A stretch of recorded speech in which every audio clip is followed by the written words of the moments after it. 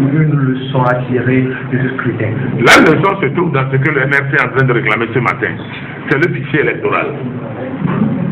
Voilà.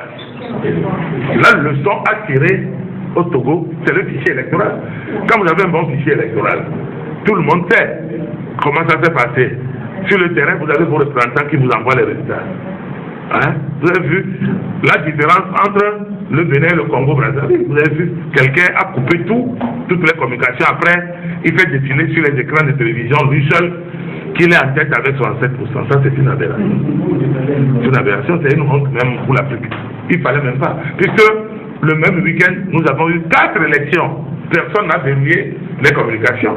Si on verrouille les communications, ça veut dire que vous-même, même on va vous prêter des intentions. Si vous êtes sûr qu'après 32 ans, c'est vous que le peuple veut pour continuer vos œuvres jusqu'à la tombe, pourquoi vous verrouillez?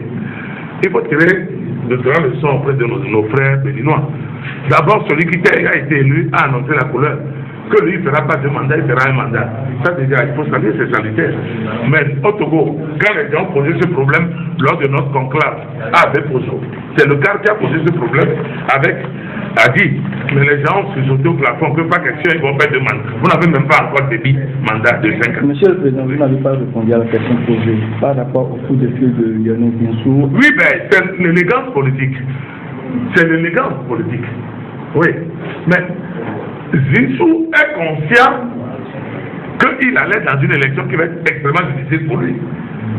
Et Zinsou a tous les éléments pour apprécier le déroulement, puisque, étant en même temps le Premier ministre de la République, il a l'avantage d'être au courant du déroulement par rapport à Talon. Ça veut dire qu'il est en contact direct avec le président de la Sénat. Chez eux, c'est la Sénat. D'ailleurs, au lieu de CENI, c'est la Sénat. Chez eux, l'affaire, c'est autonome. Chez nous, c'est indépendant. Vous comprenez. Mais c'est tout à fait normal.